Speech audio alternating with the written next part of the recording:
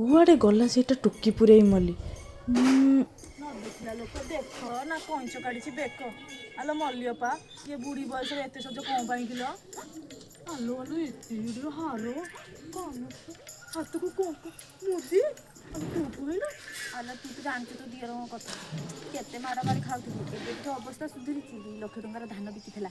ମୁଁ 1 ଲକ୍ଷ ଟଙ୍କା ଆଣି ଦେଇକି କଣା ବଣିଆ ଦୋକାନରୁ କିଣିଛି। ଆଲୋ ମିଛେଇ କଣ କଇଁହର ଯୋଉ ଟୋକି ଆଣିଥିଲା ତୋ ପୁଅକୁ ତାରି ଗହଣା ପରା ପିନ୍ଧିଛୁ। କଣ କହିଲୁ ମୋ ସଜ ମାଛ ଦେହରେ ପୋକ ପକେଇଦେଲୁ। କହିଲେ ତୋ ଗୋଇ ଖୋଳିଲେ ସରିବନି। ଆଲୋ ତୋ ଗୋଇ ଖୋଳିଲେ ସରିବନି।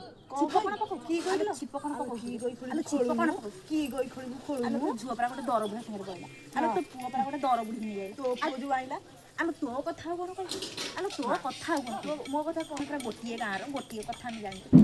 ରଖେ ରଖେ ତୋ କଥା ଘୋଡା ଲୋ। ଆଲୋ ତୋ କଥା ତୋ ପୁଅ କଥା କହିଦେଲେ ଛି ଛି ଛି।